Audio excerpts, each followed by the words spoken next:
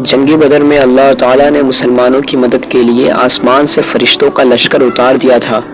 پہلے 1000 فرشتے آئے، پھر 3000 ہو گئے، اس کے بعد 5000 ہو گئے۔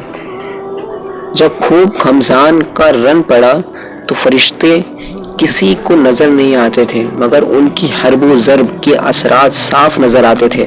بعض کافروں کی ناک اور منہ پر کوڑوں کی مار کا نشان پایا جاتا تھا، کہیں بغیر تلوار مارے سر کٹ کر گرتا نظر آتا تھا۔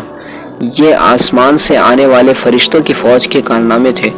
عتبہ، شیبہ، ابو جہل وغیرہ کفار قریش کے سرداروں کی ہلاکت سے کفار مکہ کی کمر ٹوٹ گئی اور ان کے پاؤں اکھڑ گئے اور وہ ہتھیار ڈال کر بھاگ کھڑے ہوئے، اور مسلمانوں نے ان لوگوں کو گرفتار کرنا شروع کر دیا۔ اس جنگ میں کفار کے 70 آدمی قتل اور 70 آدمی گرفتار ہوئے، باقی اپنا سامان چھوڑ کر فرار ہو گئے۔ اس جنگ میں کفار مکہ کو ایسی زبردست شکست ہوئی کہ ان کی عسکری طاقت ہی فنا ہو گئی۔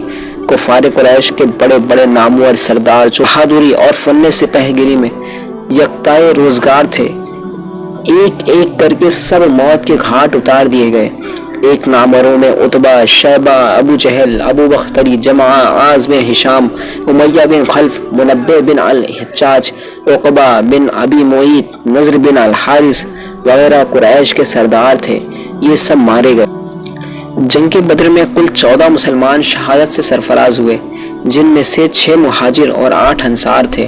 شہدائے کرام میں شہدائے مہاجرین کے نام یہ ہیں: حضرت عبیدہ بن الحارث، حضرت عمیر بن ابی وقاص، حضرت جشمالین عمر بن عبد عمر، حضرت عاقل بن ابی بقیر، حضرت محزہ، حضرت صفوان بن بیضہ۔ اور انصار کے نام کی فہرست یہ ہے: حضرت سعد بن خسیمہ، حضرت مبشر بن عبد المنذر، حضرت حارث بن سراقہ، حضرت معوذ بن عفرہ، حضرت عمیر بن حمام، حضرت رافع بن معلہ، حضرت عوف بن عفرہ، حضرت یزید بن حارث۔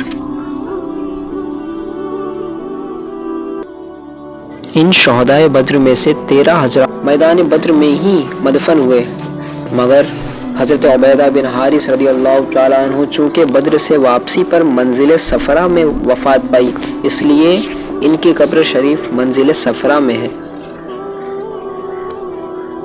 حضور اکرم صلی اللہ علیہ وسلم کا ہمیشہ یہ طرز عمل رہا کہ جہاں کبھی کوئی لاش نظر آتی تھی تو آپ صلی اللہ تعالیٰ علیہ وسلم اس کو دفن کروا دیتے تھے، لیکن جنگ بدر میں قتل ہونے والے کفار چونکہ تعداد میں بہت زیادہ تھے، سب کو الگ الگ دفن کرنا ایک دشوار کام تھا، اس لیے تمام لاشوں کو آپ صلی اللہ تعالیٰ علیہ وسلم نے بدر کے ایک گڑھے میں ڈال دینے کا حکم فرمایا۔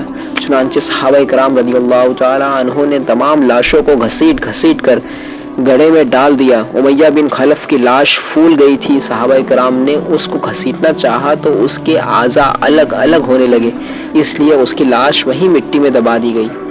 جب کفار کی لاشیں بدر کے گڑھے میں ڈال دی گئی تو حضور صلی اللہ تعالیٰ علیہ وسلم نے اس گڑھے کے کنارے کھڑے ہو کر مقتولین کا نام لے کر اس طرح پکارا کہ اے عتبہ بن ربیعہ، اے شیبہ بن ربیعہ، اے فلاں اے فلاں، کیا تم لوگوں نے اپنے رب کے وعدے کو سچا پایا؟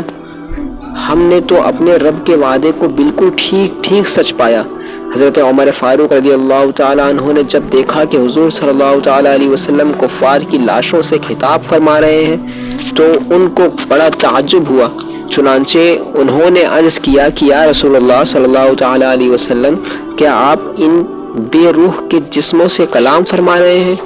یہ سن کر حضور صلی اللہ تعالیٰ علیہ وسلم نے ارشاد فرمایا کہ اے عمر، قسم خدا کی جس کے قبضہ قدرت میں میری جان ہے کہ تم زندہ لوگ میری بات کو ان سے زیادہ نہیں سن سکتے، لیکن اتنی بات ہے کہ یہ مردے جواب نہیں دے سکتے۔